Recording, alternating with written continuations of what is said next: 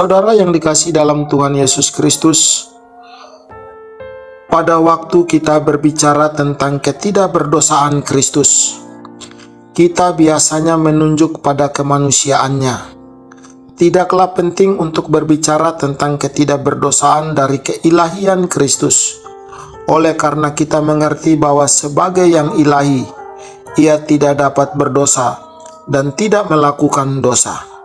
Doktrin ketidakberdosaan Kristus tidak pernah diperdebatkan.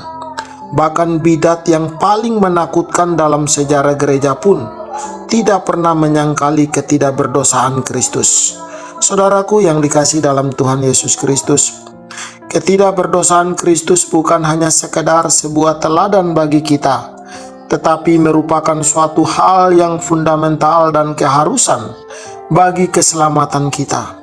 Apabila Kristus bukan anak domba yang tak bercela, maka bukan saja Ia tidak dapat menjamin keselamatan orang lain, tetapi Ia sendiri juga membutuhkan seorang juru selamat. Dosa yang begitu banyak yang ditanggung oleh Kristus di atas kayu salib menuntut suatu pengorbanan yang sempurna. Pengorbanan harus dilakukan oleh seorang yang tidak berdosa. Saudaraku yang terkasih dalam Tuhan Yesus Kristus, ketidakberdosaan Kristus mencakup aspek positif dan negatif. Secara negatif, Kristus secara total bebas dari segala pelanggaran. Dia tidak melanggar satu pun dari hukum Allah yang kudus. Dia secara ketat mentaati semua perintah Allah. Selain mentaati semua hukum Allah, Kristus juga mentaati hukum orang Yahudi, yaitu disunat, dibaptis, dan juga melakukan pengorbanan binatang. Secara positif, Kristus sangat senang mentaati semua hukum Allah. Dia bertekad untuk melakukan kehendak Bapanya. Dia pernah berkata bahwa cintanya kepada rumah Bapanya telah menghanguskan dia dalam Yohanes pasal 2 ayat yang ke-17. Dan makanannya adalah melakukan kehendak Bapanya. Yohanes 4 ayat 34.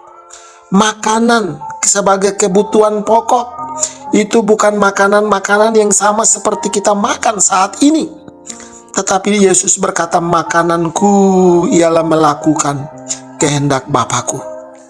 Saudara yang dikasihi dalam Tuhan Yesus Kristus, satu kesulitan berkaitan dengan ketidakberdosaan Kristus adalah sehubungan dengan Ibrani 4:15 berkata, sebab imam besar yang kita punya bukanlah imam besar yang tidak dapat turut merasakan kelemahan-kelemahan kita. Sebaliknya sama dengan kita, Ia telah dicobai, hanya tidak berbuat dosa. Saudara, apabila Kristus dicobai, sebagaimana halnya dengan kita? Bagaimana Dia tetap tidak berdosa? Masalahnya menjadi lebih besar pada waktu membaca Yakobus 1 ayat 14 dan 15. Firman Tuhan berkata demikian. Tetapi tiap-tiap orang dicobai oleh keinginannya sendiri, karena ia diseret dan dipikat olehnya. Dan apabila keinginannya itu telah dibuai, ia melahirkan dosa.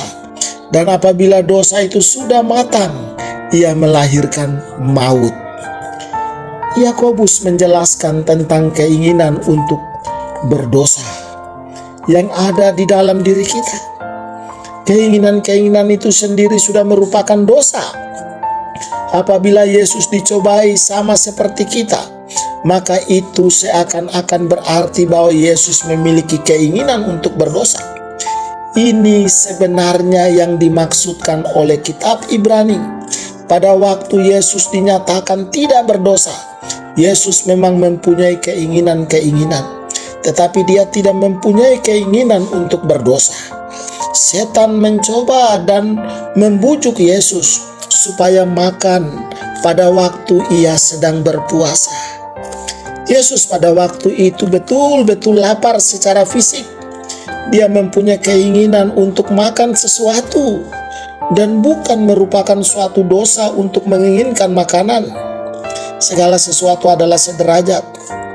Yesus ingin makan, tetapi segala sesuatu tidaklah sederajat. Yesus bertekad untuk mentaati kehendak Bapanya. Dia mempunyai keinginan untuk berdosa, tapi dia tidak mau melakukan apa yang menjadi keinginan itu. Dia lebih menunjukkan keinginannya untuk mentaati Bapa di sorga. Saudara yang dikasih dalam Tuhan Yesus Kristus, oleh karena ketidakberdosaannya, maka Yesus berhak untuk menjadi korban yang sempurna, yang suci, yang memenuhi syarat untuk menebus dosa-dosa kita. Keselamatan kita menuntut dua aspek dalam penebusan. Yesus bukan hanya harus menjadi pengganti kita dan menerima penghakiman oleh karena dosa-dosa kita, tetapi Yesus juga harus menggenapi hukum Allah secara sempurna, supaya oleh karena Dia kita berhak menerima berkat-berkat dari ikatan perjanjian Allah. Yesus bukan hanya mati sebagai yang sempurna untuk yang tidak sempurna, yang tidak berdosa untuk yang berdosa, tetapi Yesus juga telah hidup di dalam ketaatan yang sempurna untuk memenuhi tuntutan demi menyelamatkan saudara dan saya. Mari kita berdoa. Kami bersyukur kepadamu ya Tuhan Yesus Kristus. Engkau begitu baik. Engkau tidak hanya menyelamatkan kami dari dosa, tapi juga Engkau memberikan teladan yang baik untuk kami lebih memilih mentaati Engkau daripada mengikuti keinginan kami yang membawa kami ke dalam dosa. Tolonglah kami ya Roh Kudus, supaya kami tetap mengikuti apa yang menjadi kehendak Tuhan di dalam hidup kami. Dalam nama Tuhan Yesus kami berdoa. Amin.